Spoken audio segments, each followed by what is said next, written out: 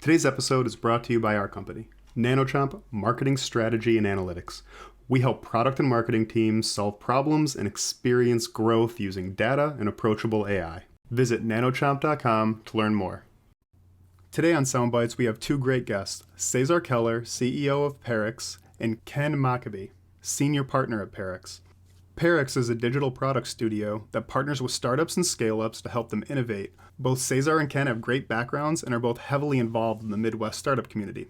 They take us through what they've learned developing digital products, best practices that have unlocked the most impact per amount of effort for their customers, and how they implement a modified version of Agile called SAFE to help clients get more value quickly. This is a great episode full of great takeaways for anyone starting a venture, building a product, or testing an idea. And with that, here are Cesar and Ken. Hey everyone, today on the podcast we have two really great guests, Cesar Keller and Ken Mocabee from Parux. Parux is a digital product studio that helps startups and scale-ups innovate, design, develop, and scale digital products that have high value for market applications. So, hey team, how are you today? Doing really well. Very well. Great. Thanks for having us. We're really happy to have you here, and we're really excited to hear your story. We had a pre-call, we talked through some of the background, but I'd really love to hear, one at a time, what got you into tech and what got you down the path to start this business? Cesar, go ahead. Thanks, man. Obviously, design and technology are two things that you got to be passionate about if you want to lead a team nowadays. My passion started way back when my dad brought a Commodore 64 to the house. And I don't know if I was like 9 or 10 years old, but I'm like, what is that? Or maybe even earlier than that. What is that? And how can I get my hands on it? And ever since then, I've been enthralled about, you know what? I got to do something with computers. And then from there, as I got older, it took on a passion of digital media, whether it was design, animation, and all kinds of interactive stuff. So obviously the internet was brewing while I was going to high school in its infancy. And before you know it, I was involved in all kinds of projects related to working on internet stuff. So that's how it started for me. That's awesome. I love the people that have had the original computation devices back into their house. We have my friend Adam on, who was getting single board computers, the old TI computers, and that was what sparked his interest too. And it's not too different from my backstory. So I love that, and I love the play into design. So Ken, how about you? Yeah, so I grew up in an entrepreneurial family. My dad was a serial entrepreneur, and he was somebody that just if you had a great idea, you just did it. So starting businesses was kind of a natural thing for me. When I was in a manufacturing company, we sold that, and I was kind of looking for something to do, and I saw a need in at the time shareware was a really big deal. So I started a company doing software support for small shareware companies and small software companies as third-party kind of thing with contracts, and that did well. And then I sort of branched off into things like distribution and helping software companies market. And from there, when the web got hot in the 90s, started doing website design and development, and then just kind of evolved into applications and helping people build platforms across a whole bunch of different industries. So that's how I got here, and it's been a fun journey. I think a lot of people don't even realize in like the very advent of the internet what shareware was is a lot of little pieces of software were getting put on the original message boards, before Reddit, before Discord or things like that. You'd have these boards where like video games or clever little pieces of software would get shared, developed, built upon. And that was the early days of the internet. That's what I think founded the internet outside of academia, right? Yeah, so my claim, AOL. Yeah. My claim to fame, my brush with greatness, was that one of my early clients when I was doing software support and distribution was Tim Sweeney from Epic Games. So he's a multi-billionaire now, but at the time he had a couple of little programs, Jill of the Jungle and ZZT, which were very popular. And I did distribution and some minor support for him when he was living in his parents' basement. And his company was Potomac Computer Systems. And he grew out of my services pretty rapidly, and and he is where he is. So it's been really fun. I met him one time in person, but he's an interesting guy. Yeah, he's right in our backyard. So we're down in Raleigh, so he's right in our backyard. They're doing some really interesting things. They just signed a deal with Disney, right? I think Epic Games has a. I think they did. Tell them hello for me if you see him. Yeah, we'll do. We'll do. We actually run into him because friends of friends, so to speak. Gotcha. So early in the technology space, early in the entrepreneurial area of the internet, the evolution of the internet, and then you are heavily involved in the startup community in the Midwest. So both of you are really plugged into the community in the Midwest, doing mentorships and working at accelerators and things like that, right? Exactly.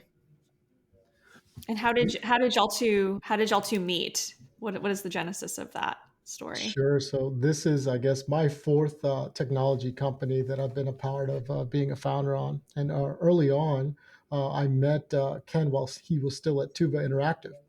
And we were considering, do we start from scratch or do we do a merger and acquisition and get a team that has been working together? And that's one of the things that a lot of people don't think of, right? We're in the technology space, but what we actually do is we sell trust and relationships. It's about, can you actually do what you say you're going to do? And a part of that is the team and the team culture. And it's not as easy as you think, like, hey, I'm just going to hire a whole bunch of people, put them together, and they're just automatically going to be working together successfully and launching applications. That's how we got together and we met. And then eventually, to Interactive was basically a merger and an acquisition. And we started out as Alliance Systems before the recent brand change to Parux. Cool. And when you were the thought process behind your business was you both have a lot of experience in technology, a lot of experience in digital products. I think you have a lot of experience with building design and interfaces, and you were thinking we can help a lot of these companies get more reach for their products by bringing that expertise to them. Is that about where it came from? I'll give an overview, right? You Yeah. have, as a business owner or as a director in a larger corporation, there's so much off-the-shelf software out there that is one path. The other path is, imagine if you're a successful business, you know exactly what you need to do, but any configuration out there is not exactly how you want it. So instead of picking something off the shelf that you need to configure and change or modify, why not build it to spec? We know that our process works. We want our process to be unique. We want to own all the IP and push this forward. And that's really where we get involved, is how can we execute on that idea, build some IP around that particular platform.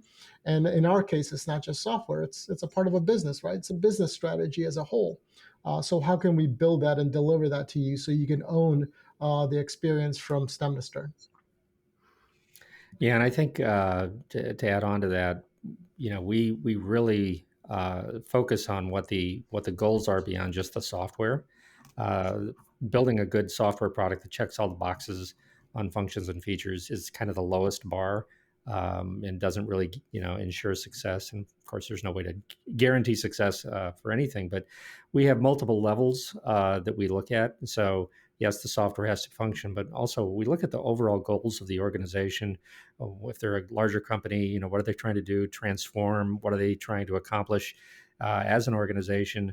Or if they're founders in an early stage startup, what are their goals as a company and as an organization? So those are the things that we really focus on. That goes way beyond just the software itself. It's really thinking holistically about the product and then how that transforms or allows a company to enter a market or whatever those goals are. We spend a lot of time thinking and talking about that. The story I like to tell, and Cesar will probably roll his eyes a little bit, but we had a meeting a couple of years ago. We flew down to Atlanta to meet with a company, and they were looking to transform from a consultative model to a product model. It was a big task. They had about 80 people, and we sat down with them, and we're having meetings through the morning, and we had a little break, and the product owner turned to me and said, "This isn't what I expected." And I said, "What did you expect?" He said, "I thought we'd be talking about the software. We've been talking about the customer the whole time." He said, "I feel like we've advanced the customer more in the last 3 hours than we have in the previous 3 months." And to me, that was like a really nice, thing to hear. And we wound up landing the project because of that and beat out some rather much larger companies. So that was a little fun win for us. That's a really great win. And I think a lot of people, when they think about software projects, if they've never had to go down one before, they might have an idea of what they want to do, but they don't realize what really good product management, what really good product ownership looks like, what really good value creation is, and what it takes to build that requirement stock that's customer facing so that you can get the best results, right? Like 80% of the work isn't the software that you see. It's all this stuff you do behind the scenes. And I think repeatedly we have customers that are surprised by that process, that you have to be that in depth. So, well, what happens when they click here? How do they go back? What is their goal? What are they trying to achieve? And I think those are questions that get overlooked. When you're doing those events, how do you work with clients that might not have been through this process before to help them get the best results? I think it comes with a little bit of education. Sometimes we work with startups that have an amazing idea, but they themselves have never executed. This is the first time that they're playing in the world of designing or building an application. So the education comes in with, well, let us educate you on the different styles of agile product management. Here are the rituals that you are to expect. Here's the cadence for our sprint cycles. Here is the different way to immerse and discover. Here's how to plan for margins of error and pivots. Organized chaos management is really what it comes down to, and how to be as proactive as you can be. And it's a world of estimates are never going to be perfect because you never have all the information.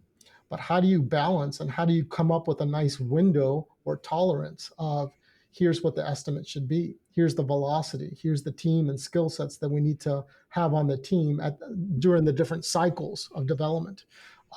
So it is an orchestration. We like to say at our company that it takes a village. It takes various skill sets, various diverse backgrounds, and a ton of collaboration with good communication to pull it off. You've mentioned that you work with, smaller companies, some startups, and you have to do some education there. What about on the other side with larger companies? What are some challenges or some unique circumstances that you come across working with larger companies who maybe have those teams and those resources but need your services to sort of take it to the next level? I'll tell you the first insight. The second that you think about the big corporations, right, that have all these budgets, and you think, wow, the amount of people and resources that are on their teams is just incredible, right? And you know what? It's kind of working with smaller shops too. You have a limited amount of people that are part of the engagement. They might have more resources as a whole, but you still have small teams of people working together to pull it off. So I'd probably say that's misconception number one. Maybe it's less about education at that level, and it's more of larger companies might have a specific way that they manage their production trains. I'll give you an example. MasterCard, who's headquartered here in St. Louis, they actually apply a methodology called SAFe, Scaled Agile Framework for Enterprises. So obviously, the amount of resources and the teams are built around that methodology, so that there's all these checkpoints and whatnot. Whereas other corporations might be, let's say, they're still agile because SAFe is agile, but you might be more of a purist agile shop. And then there's the variety of what I'll call skill set gaps. Just because you're a larger corporation doesn't mean that you still might not have a perfect fit of we need this role or this person and this involvement.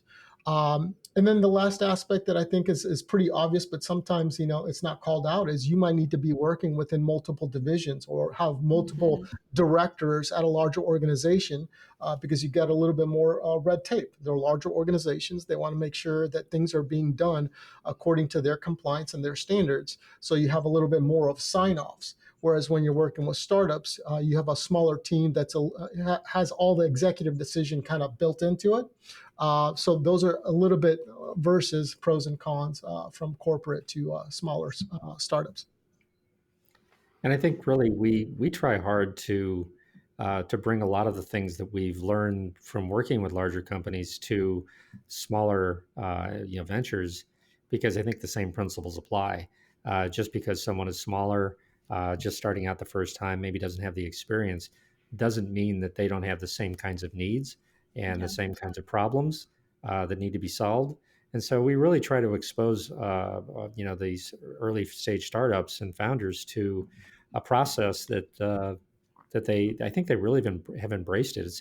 It's really fun to hear, when they talk about how they've taken what they've learned from working with us and then started using that in their business for their own planning and strategy sessions. So that's always fun to hear those kinds of things.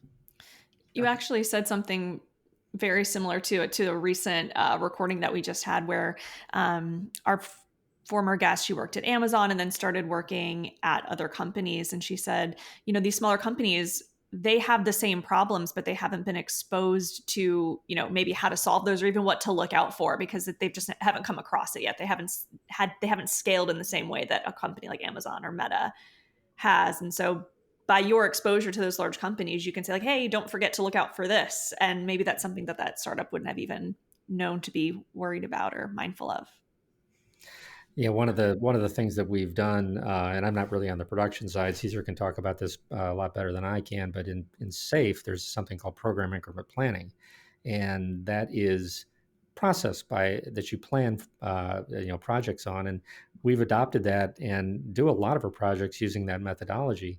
And small companies have, they love that a lot of times, and I think that's been the sort of surprise to me, is that how easily they embrace it, because it really does, give clarity to the project and sets the goals and expectations and gets everybody on the same page. And I think too many founders of small software companies or startups, they sort of pick vendors, or they find a programmer who might be able to do something on the side.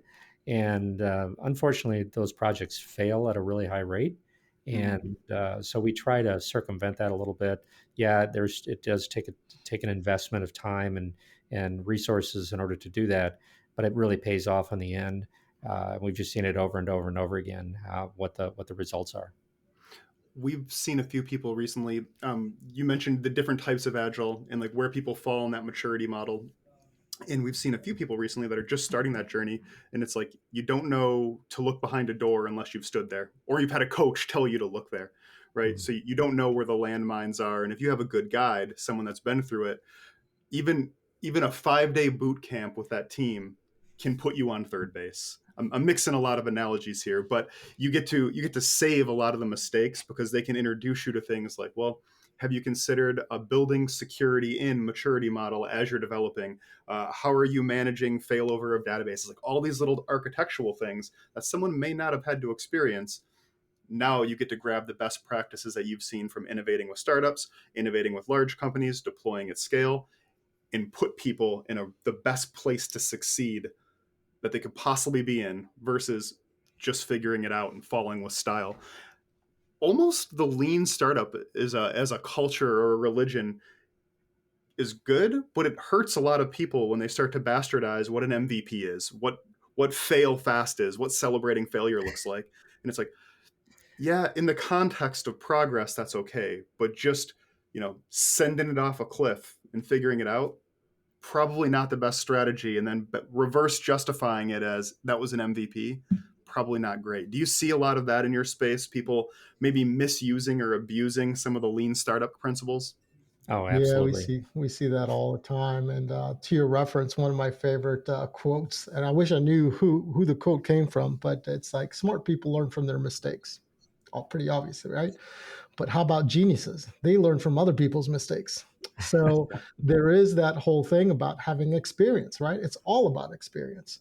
And then it comes down to the Goldilocks syndrome of who's the right team for me. Do I want to hire a big team? Do I want to hire a small team? Or is it the budget that's limiting me? But when you're specifically talking about MVP, Ken and I talk about it all the time. The biggest mistake that we see is people fit an MVP based on their budget. Not based on what is the best absolute product to launch with for the customer. Because what good is it if you cut all these corners, save all this budget, and you release a product that no one wants and no one's going to use, or people are going to complain about? And in the age of digital, if you're digital products, there's so many options and so many things and so many past historical, experiences that we have with these apps that are free or $1, right? And they have amazing usability. And you're like, why does this app not work like Facebook? Why does this app not work like eBay or Etsy? You know what I'm saying? So you have this nostalgia of, you have high expectations, but the amount of planning and the amount of resources that you have to pull it off should not be based on just finances. It should be really planned out to what does the customer absolutely need for them to desire the product, use it, and see value. And a lot of companies just miss the boat there, like you're saying. It's like they just try to beat the market, be first. But what good is it to be first with a lousy product? And marketing cannot fix a bad product, Yeah, as that, Ken likes to say. that's yeah, that's really true. And when we work with a lot of founders, they're ready to go. They're ready to go all in and start building before they've done the research. Um, and here's the thing: entrepreneurs are fairly risk averse. Uh, we accept risk. In fact, we really need risk because if you don't have risk, there's probably no opportunity. So we've got this sort of funny relationship with risk, and we're always trying to balance that. So yes, you have to accept a certain amount of risk, but then you have to do everything in your power to either eliminate or minimize the impact of that risk and understand it and manage it. And I think that's often lost on a lot of founders is that they're just told, hey, go in and build it. Just get started. Get going. Fail fast is awesome. You're just going to learn from your mistakes. It'll be great. And unfortunately, it doesn't usually work out very well. And the fact is most startups are going to fail. And I think that's a really sobering kind of thing, up to 95%, depending on, the stats you look at. And also 95% of digital products fail. So how do you mitigate that problem? 1 in 20 is pretty bad odds, but I will tell you that it's not really by chance. The 5% that succeed do things that the other 95% do not. Those are the things that we're focusing on. So we're spending a lot of time looking at failure and looking at how companies do things the right way in the same kinds of circumstances. That's what we're trying to bring to the table in a lot of with a lot of companies. Let's talk about learning from and mitigating failure. So I think those are really great points you hit on, because the failure rates are really, really high, but then there are people that are successfully getting on base, right? And so they're doing things differently. And when we look at risk and mitigation, we're from the engineering space. We're looking at it in the terms of what's a failure mode effect analysis. We call them DFEMAs. It's like, is it detectable? What's its severity? And is it mitigatable? And like all of those things kind of go into the risk model. So how do you see the approach of risk and failure in mitigating it? Hope you're on mute, Cesar. Sorry about that. You're back. I think it starts with falling in love with the problem. A lot of people just jump to conclusions really, really quick, and they start designing solutions without understanding the root cause. So that's kind of like a fundamental state of mind that you really, really have to fall in love with that problem and essentially start thinking about a product solution fit.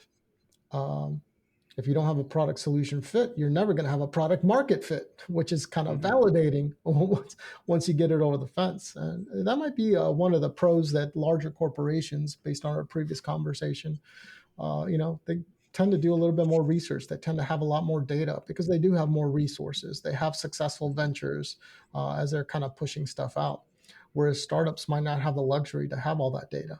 The second thing is you have to have a subject matter expert.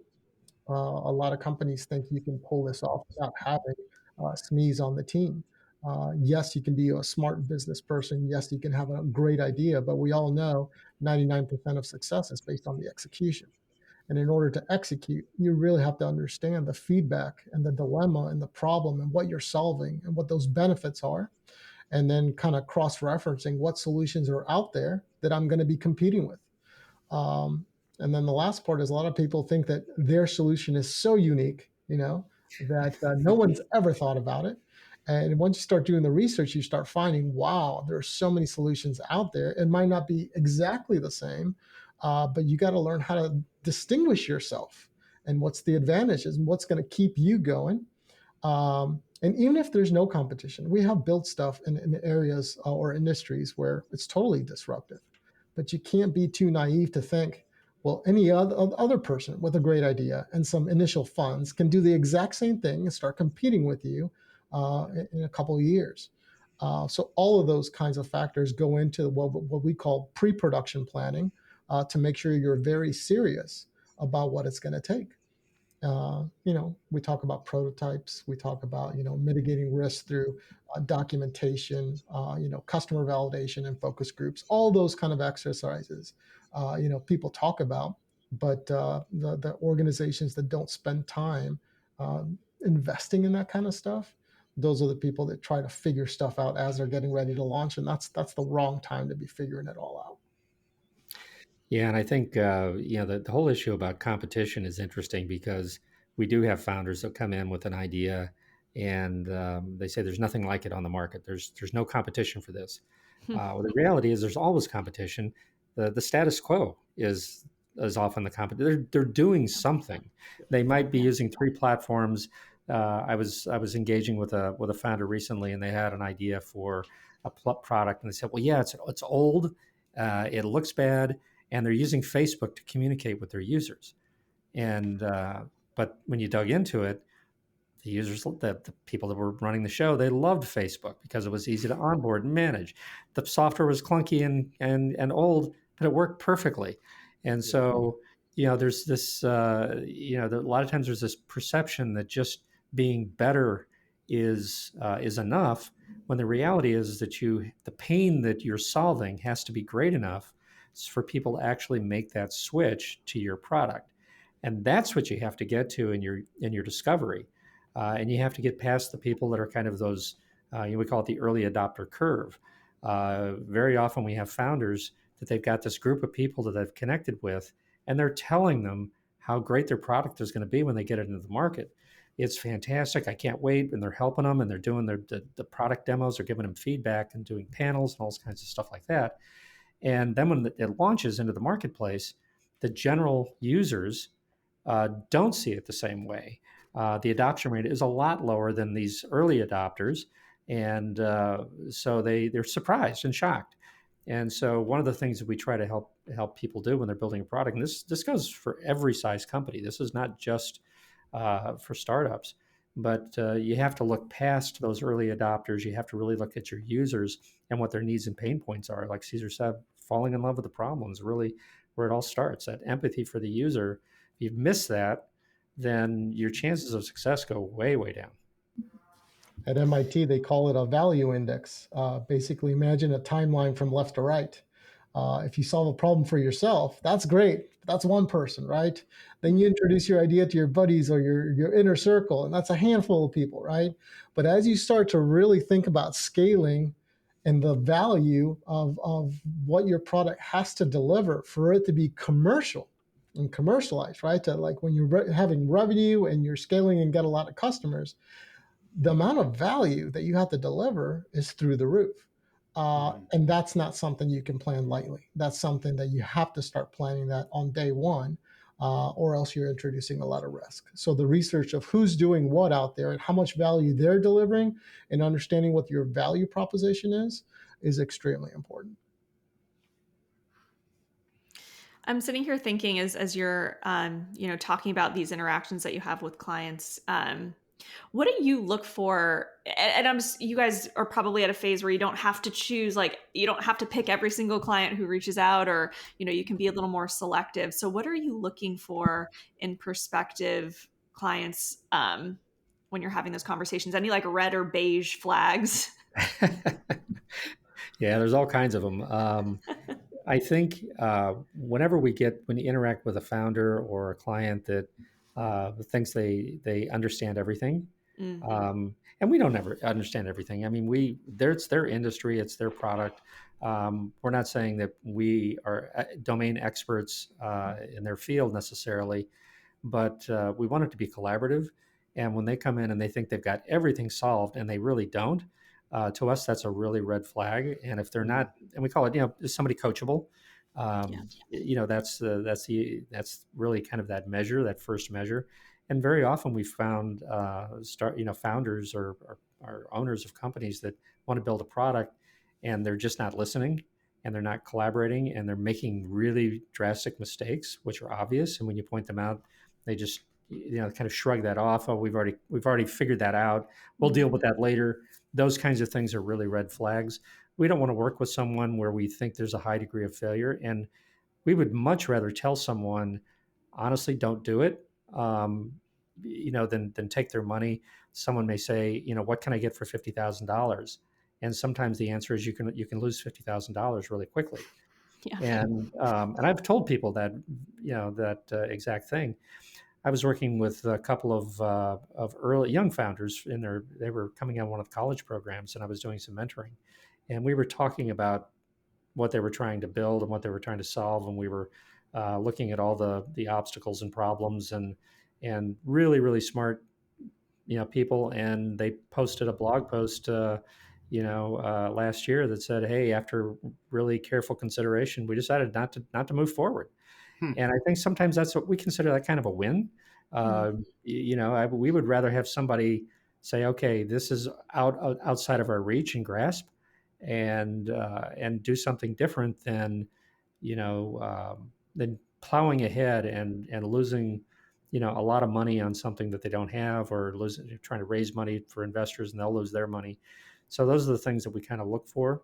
Are they coachable? Do they have the right mindset?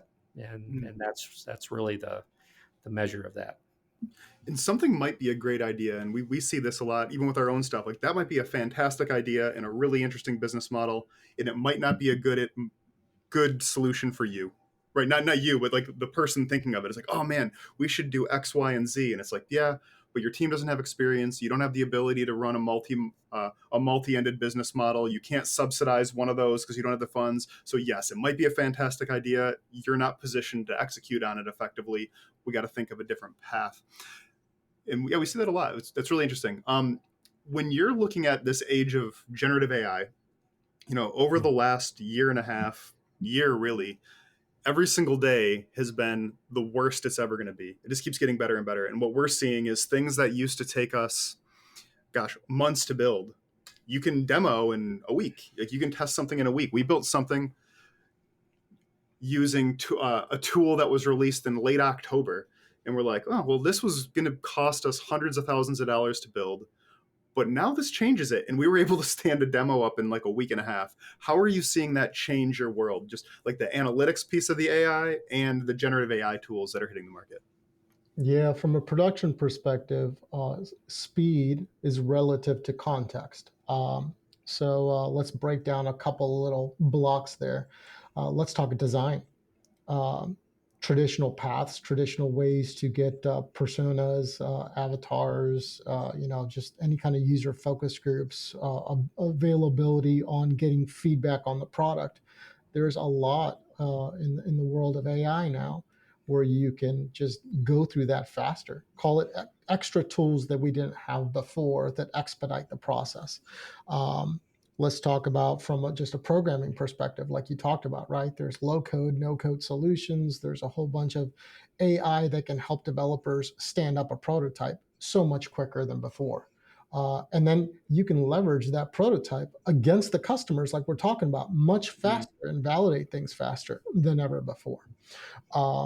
The amount of data that you can crunch. And one of the things that I tell everyone is, a fundamental piece of AI is AI does not have to be super complicated. People think that AI is just like 10 out of 10 complexity.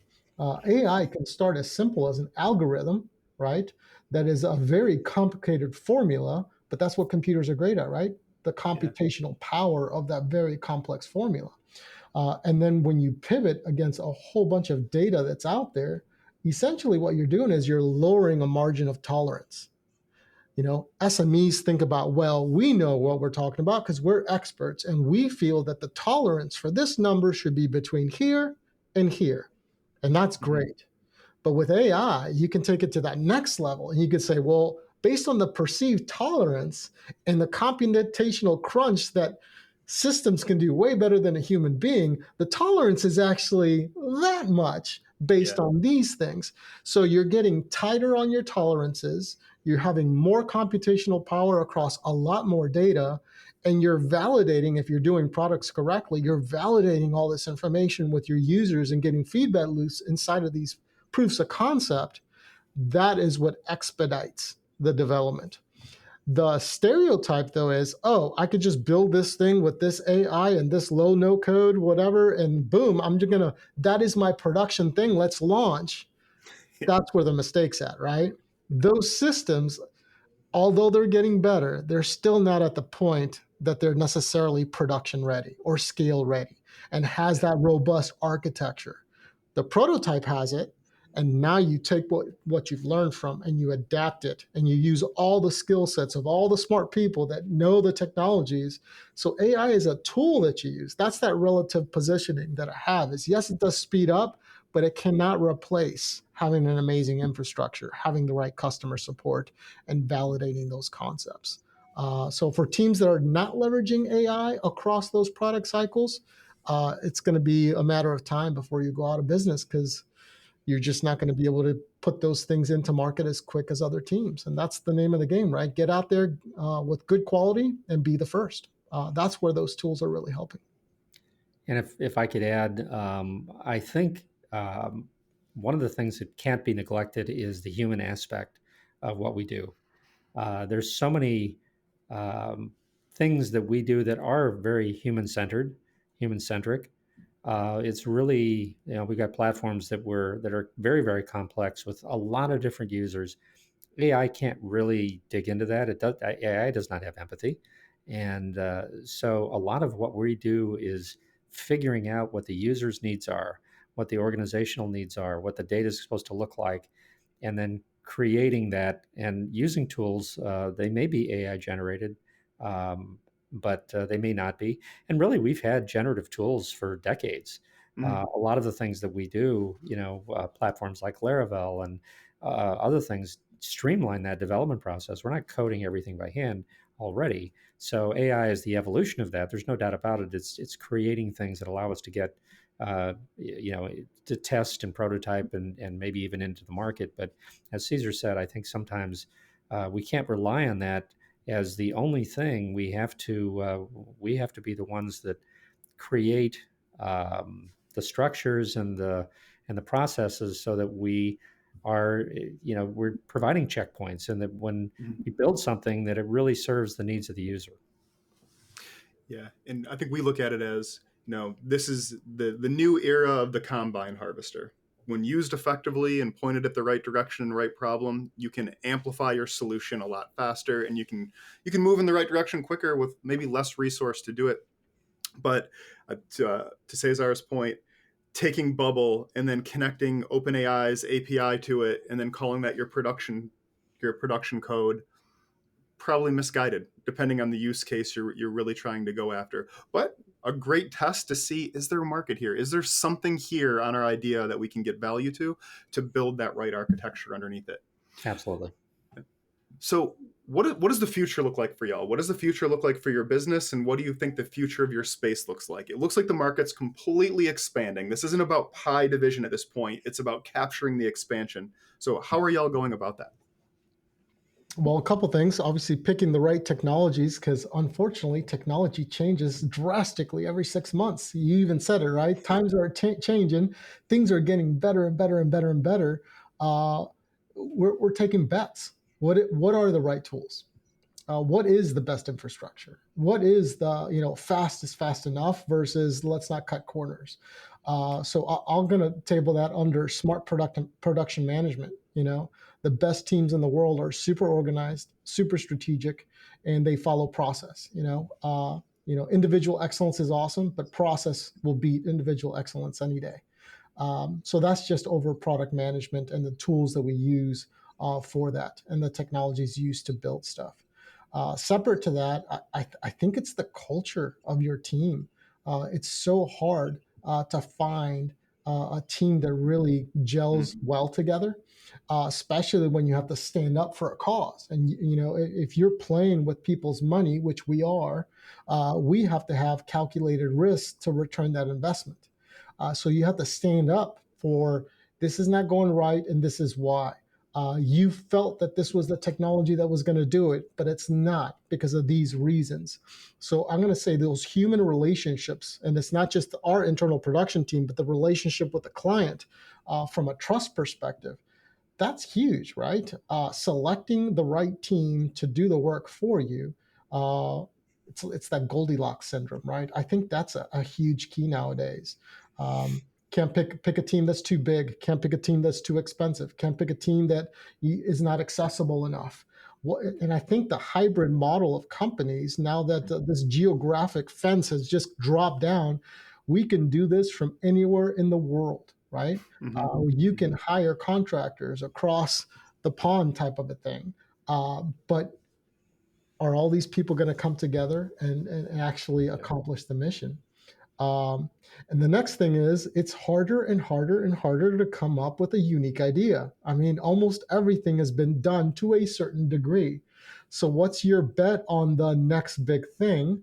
The cool part is, not every single industry has taken on the technology at the same level as other businesses. So, something that might be super, super simple to pull off now in the right industry can be super disruptive. So we're always trying to find, okay, inside of this space, what has not been done? What is totally doable? And just because no one has taken that challenge on, this might be the right timing. So timing is of the essence, as well as the technology. Um, and then the other thing is, uh, technology is only getting better and better and better and better. We're leveraging it more and more and more every day. I think the youth is just getting used to it, right? Even I've talked about my parents. They didn't grow up in a world where everything was at their fingertips on an iPhone or a Galaxy. And now they're like, I got an app for this and I got an app for that. And I was able to book an Airbnb. And I'm like, good for y'all. It's great. So I think technology is getting easier based on the use cases. So I think it's just going to be a floodgate for more and more and more. The chance is, how do you stand out in this sea of there's apps for everything out there? So much competition. You have to be so clear and so focused. So those are just some overviews on what we're trying to do, what we're trying to talk about, and how we're trying to expand the minds of people getting into this world. And we would argue that's where things like strategic data-driven marketing comes into play, because it's never been easier to prototype and launch a product. It has never been harder to get to your end market and get that attention. So having to be really precise and strategic about it is tough. It's really tough. You say data. We talk about data as the gold, right? That's the gold mine. Sometimes the product is an actual throwaway. If it's successful, give the product away for free, but the data can be worth millions and millions and millions and millions. So how about this? Start out with an amazing data model. Organize your data so it can just expand and grow. Keep track of those metrics, because you never know when you can pivot on the data side being more valuable than the actual product itself. And you have to go big, right? And you got to think about that, but you got to do that on day one. Figuring out your data 2-3 years into the product and figuring out a data model is too late. So you got to be careful about how you plan the architecture of these things. Completely agree.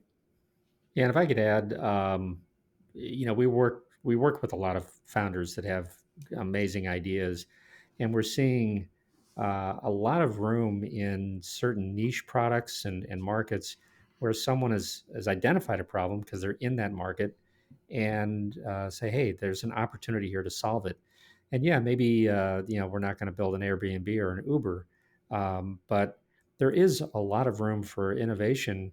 A lot of these companies that have been around for a long time, they may have entrenched user bases and have a product that's been around a long time, and they're very often reluctant to innovate because it's very disruptive to their user base, and so they're very careful, and maybe too careful.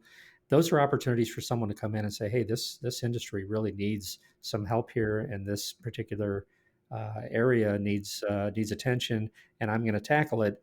And they can be very, very successful doing it. And so I love working with founders like that. We've got a number of products that are very, very much like that.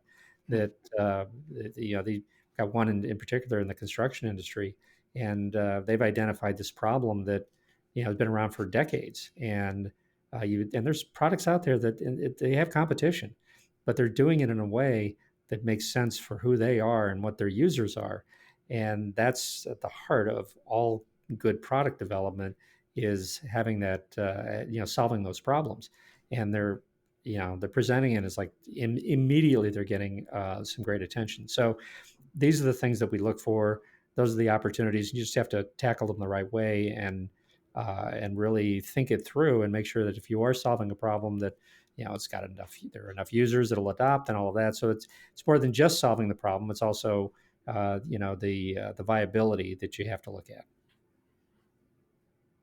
No, I love that. Go. No, I was going to say, not to pivot, but I know we have just a few more minutes left. And you mentioned that y'all went through a rebrand, your company went through a rebrand. So as the marketer here on this podcast, tell me a little bit about that process and what it was like for you and why you chose to do that.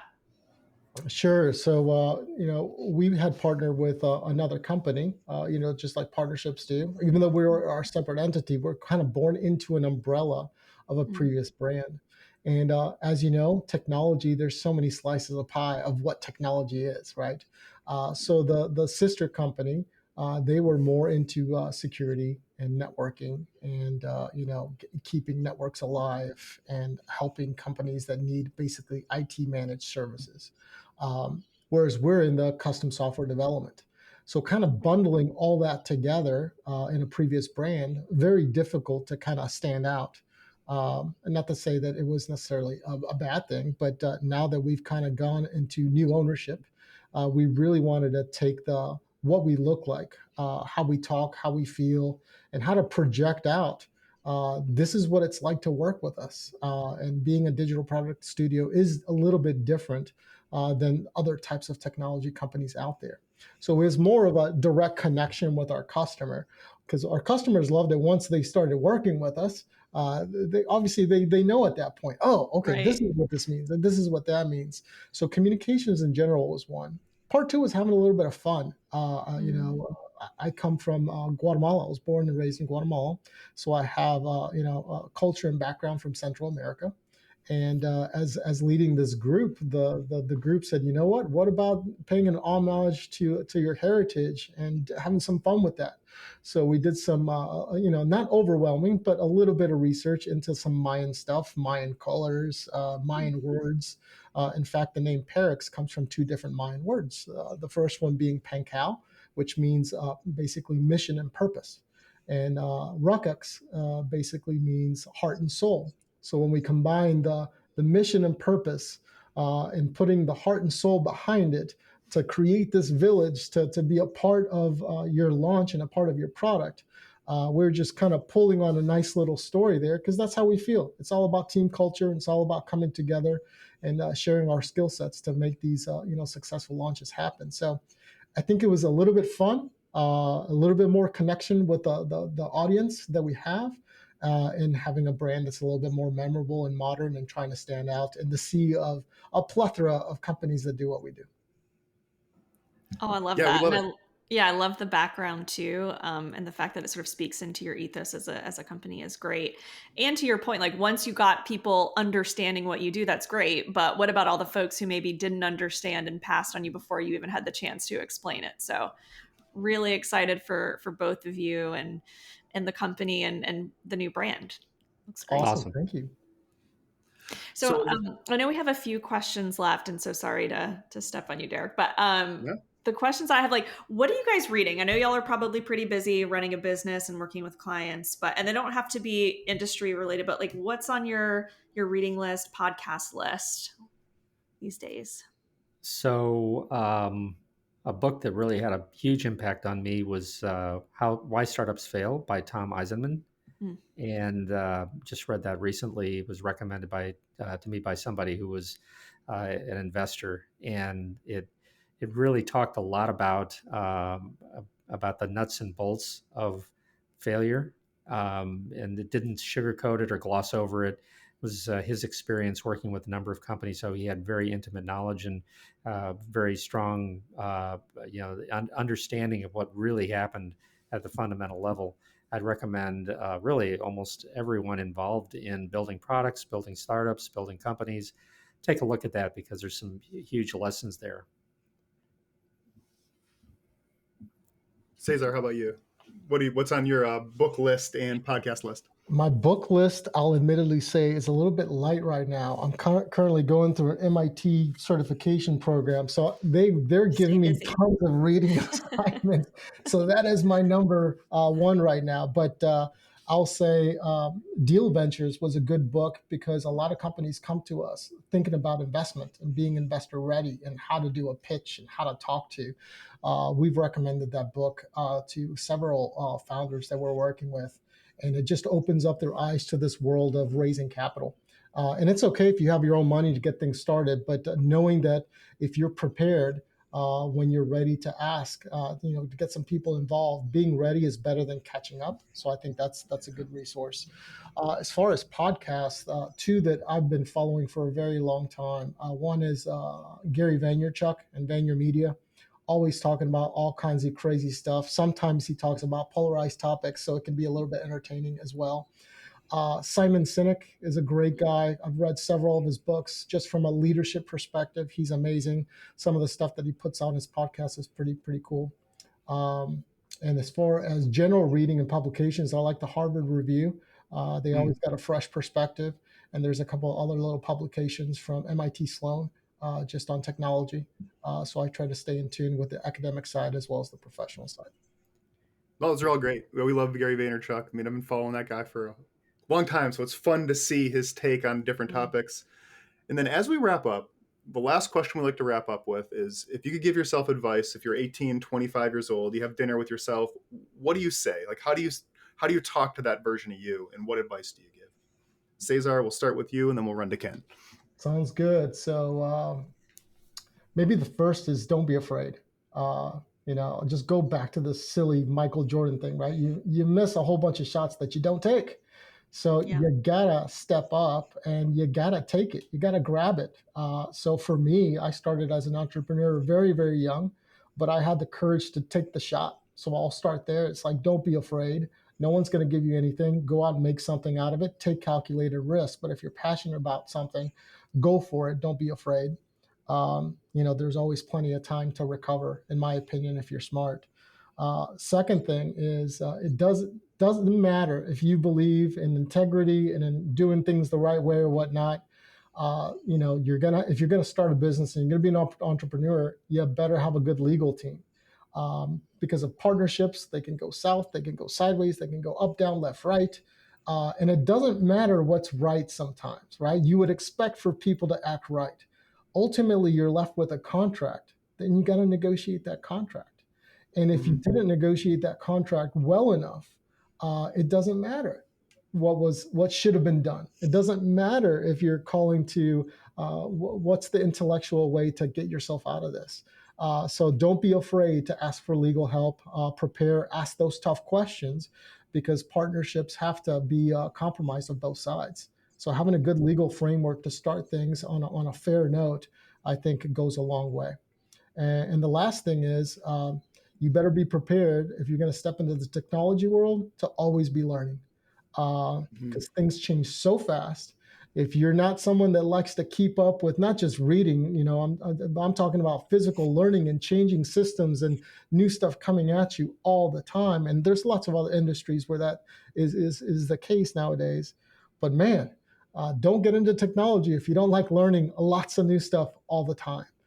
Sure. So those are probably the three things that I tell myself as a young buck trying to make a life and a name for myself. Those are awesome. How about you, Ken? Yeah, I think, like I said, I grew up in an entrepreneurial family. So that was, taking risks was not a thing that was frowned on or shunned. But I think I would say slow down, really take more time instead of going off half cocked. It's what I tell the founders that I mentor now, the young founders now. Tell them the same thing: is take that time to really understand who your customer is, who your users are. Don't build it until you're ready to go. And I've built a lot of stuff, in my life early on that I was throwing stuff against the wall and seeing what stuck. And I've learned not to do that. And I think that would be the key advice that I would give myself: is take the time, plan it out, understand more and better before you go. Yeah, I think that's great advice, from both of you. That's really, really good. Well, Cesar, Ken, really great having you on. This could be a class all in itself on how to approach digital products and how to approach entrepreneurship. So this is really fantastic having you both on. Thank you so much, and we look forward to chatting again in the future. Awesome. Awesome I really conversation. appreciate it. Thanks for having us. Thanks, Take team. care.